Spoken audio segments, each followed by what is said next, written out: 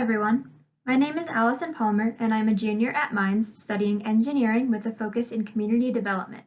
I am earning a minor in public affairs, and I have an interest in education. My faculty mentor for this project is Dr. Scott Strong from the Applied Mathematics and Statistics Department. We would like to thank the Office of Naval Research, the Mines Undergraduate Research Fellowship, and the Rouleau Writing Grant for making this work possible. Additionally, we would like to thank the symposium organizers for the opportunity to give this talk. Our research project is titled Enhancing Core Mathematics with Concepts from Educational Psychology, a Mixed Method Assessment. I was a student in Dr. Strong's Honors Differential Equations class, and I did my final project on the topic of critical slowing down and depression, the mental illness in humans. From this interest, Dr. Strong invited me to join him in pursuing research in educational psychology, an area that he had just begun developing an interest in. He also wanted to begin searching for the answer to the question, how do people learn?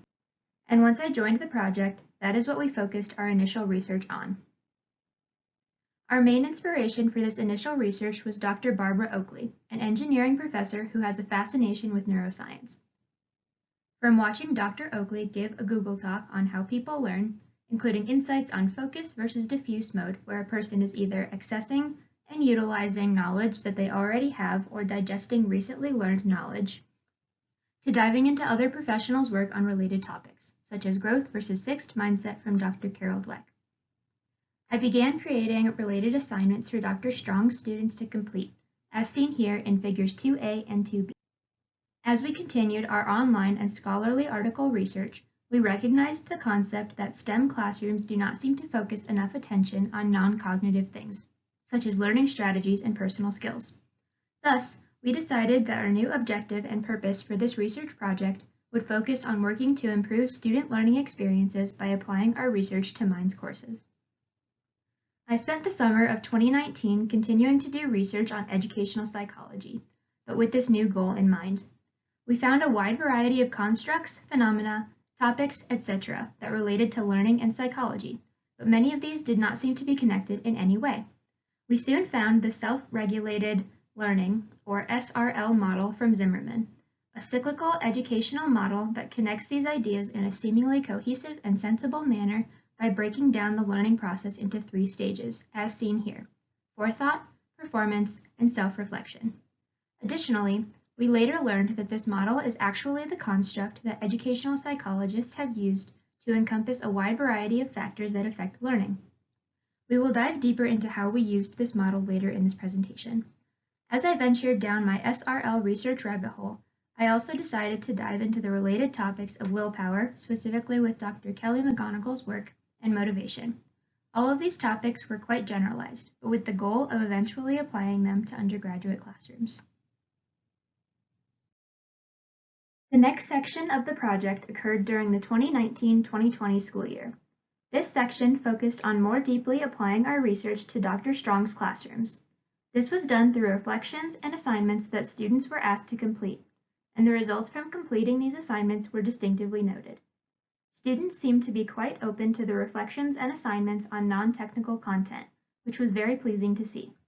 Despite the voluminous data that was gathered through student feedback and reflections, we noticed that the research applications seemed to lack focus. Thus, we began planning the next steps for the project, which were to 1. Narrow the scope from the literature review that I had done during the summer of 2019. 2. Take our research from self-regulated learning and use it as a medium for integrating these topics into the classroom. We noticed that the model enables a sort of practice where we can maintain the same type of discussion that was already being had, but in a more utilitarian way. Using this model would allow the students to go from thinking about these topics to actually practicing what they preach. And 3. Pause on the delivery of materials to students for now in order to do some more evaluation, assessment, and creation based on our goals and overall research interests. This brings us to MURF. In starting this section of this research, our goal was to explore the question, how does exposure to concepts from educational psychology affect student outcomes in technical coursework? And as you can see here, a bird's eye view of what we have done over the past year of participating in MURF in order to achieve our goal, has included evaluation, which is signified by the green page here, and assessment, as shown by the survey, as well as creation, as shown by the SRL model, picture, and survey.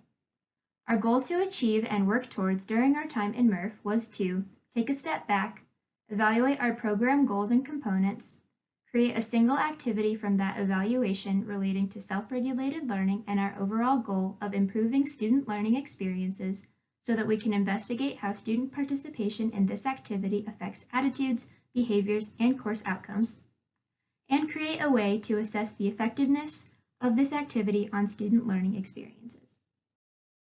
The first step was to lay out our program and look at it all from a broader perspective. We had to answer the two questions: who do we want our research to impact, and how can we create that impact? We started by using Cornell University's Systems Evaluation Protocol, or SEP, to look at our project stakeholders and see which ones would be most heavily involved in and affected by our implementation of our research and selected activity. We concluded that the three main stakeholders included students, faculty, and administration, with students at the heart of the bullseye and being affected the most. From here, we used the SEP's pathway model to formulate activities and outcomes relative to each of those stakeholders. The SEP focuses on treating the program at hand as an arbitrary system so that the process can be systemized. Doing so in a holistic manner, looking at it in a long view, and focusing on whether the system is achieving its purpose makes this systemization a powerful tool.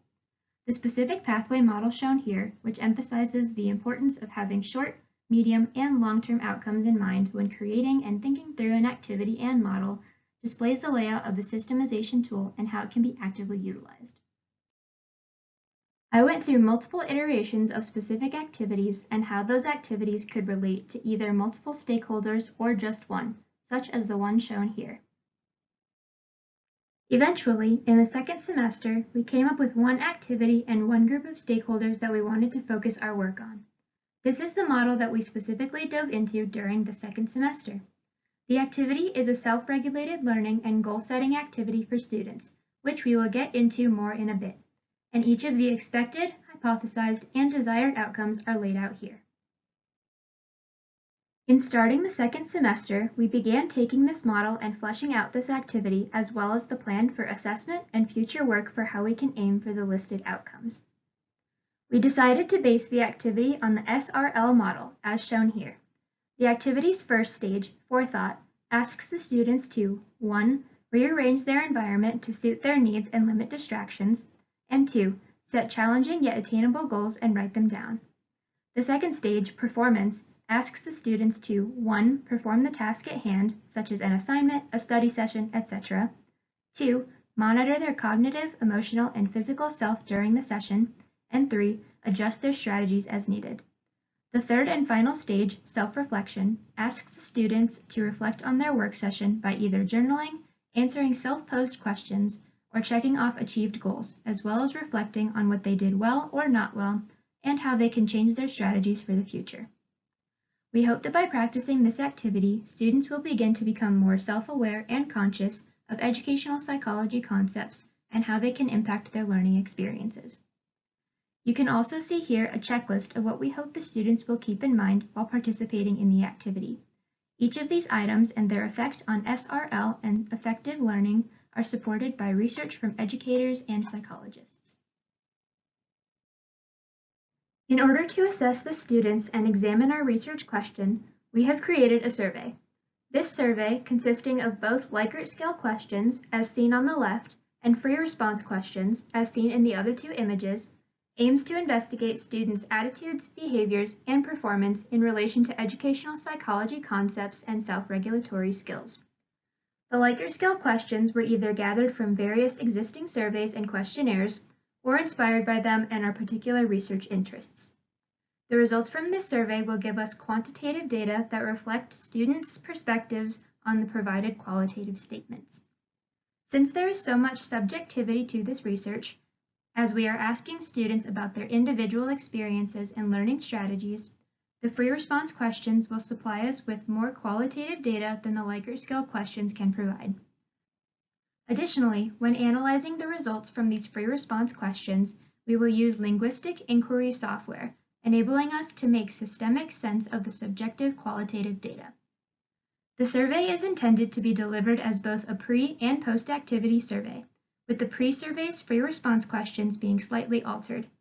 It is through the pre-survey that we hope to establish a control in this section of our research, and it is through the post-survey that we hope to better understand student learning experiences and perspectives.